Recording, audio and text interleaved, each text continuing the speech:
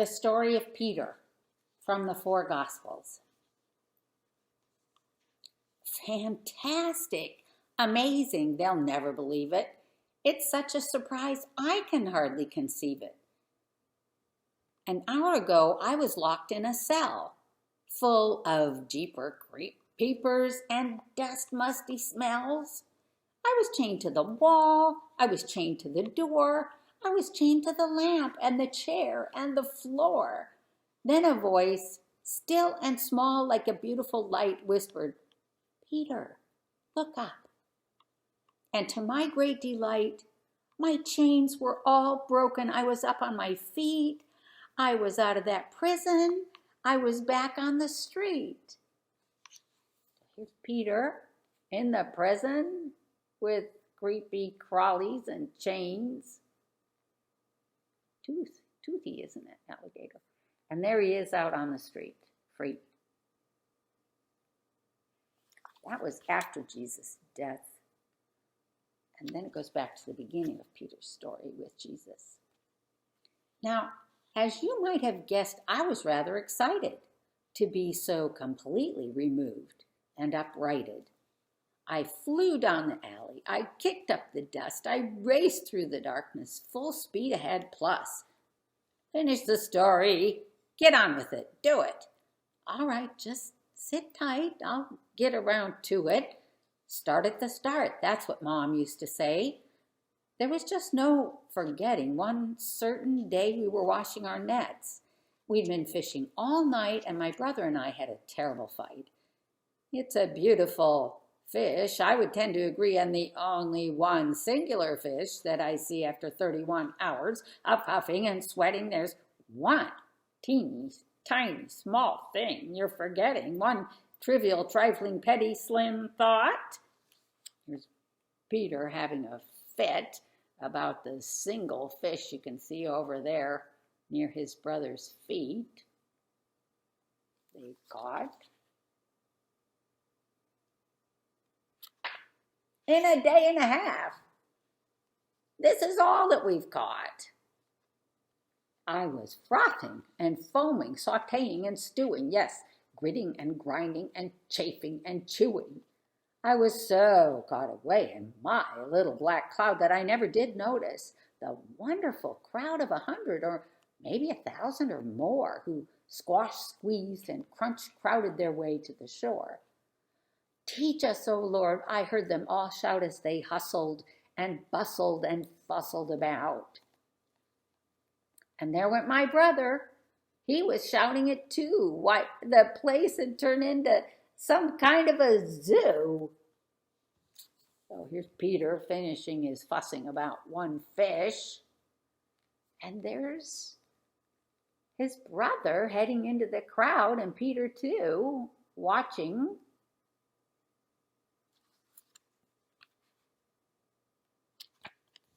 And that's when it happened. He came up to me, this man they were eyeing and trying to see. He stepped into my boat and he asked for a lift. So I hoisted the sail and I set her adrift. "Cast out your nets," he proclaimed, if you wish, and you'll find that they're filled to bursting with fish." "Whatever you say, this should be really good. We'll probably snag a few pieces of wood, or maybe some cans, or a shoe, or a boot, or maybe a waterlogged wallet. Now that would be cute." But what happened next was a bit shocking. It sent my head spinning. It set my knees knocking. Fish by the tens and the hundreds of dozens, fish uncles and aunts, nephews, nieces, and cousins were cramming my nets, and before I could blink, my boat was so full that it started to sink. "Oh, Lord," I cried out as I fell at his feet and proceeded to whimper and sniffle and bleat. "Go away from me, please. Oh, just leave me alone. I'm the worst kind of horrible man ever known." But he didn't care. It was perfectly fine. I could tell as his eyes looked down deep into mine, And right then and there, in that boat, on that day, Jesus wiped all my badness and sadness away. So there's Jesus in the boat hanging onto Peter's feet as he hauls in the net with all those fish.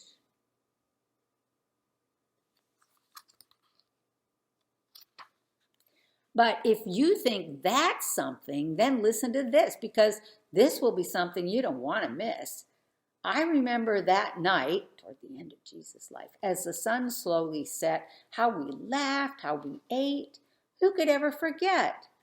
But while we were munching and chomping and chewing, I noticed this strange thing that Jesus was doing. He'd taken a bowl and a towel and a seat and proceeded to wash every one of our feet.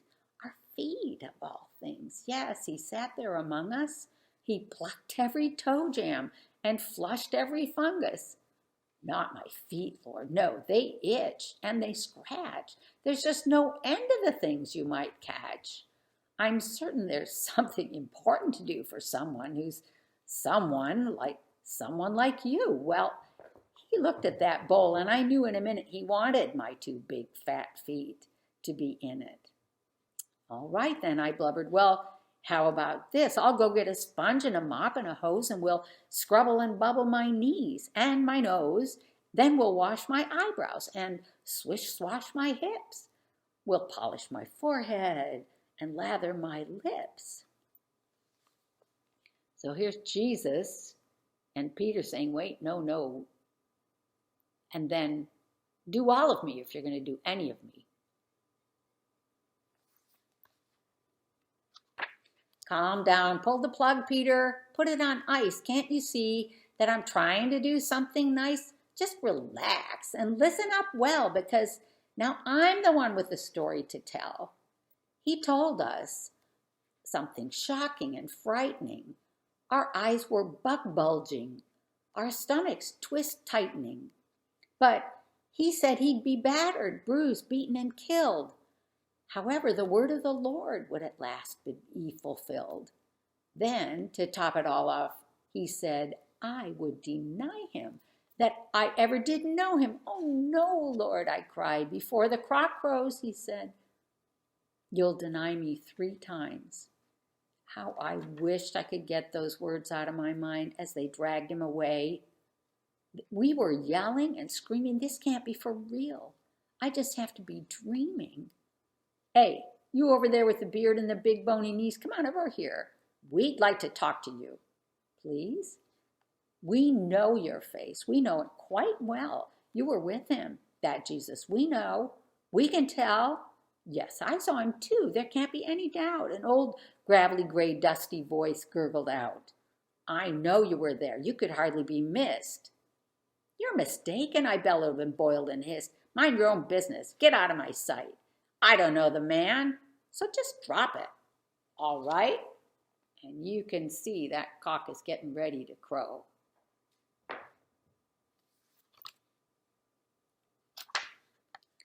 Yes, I denied him, and they crucified him.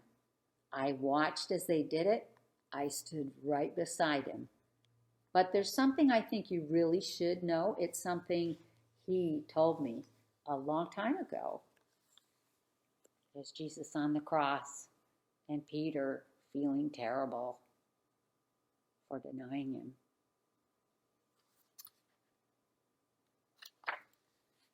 Peter, he said, I am love, and you'll find that I'm ever so patient and wonderfully kind. I'm not keeping a list. I'm not checking it twice. No, that would be naughty and not at all nice. Oh, I've messed it up now. Lord, I've messed it up then. Yes, I've messed it up over and over again. Dear Lord Jesus, forgive me. Please bring me back home. I'm the worst kind of horrible man ever known. But the past is forgotten, erased. Oh, it's true. He did it for me. He will do it for you. Here's Peter. And the crown of thorns and a nail that was in Jesus' hands. Forgave Peter, and he'll do it for you and me. The end.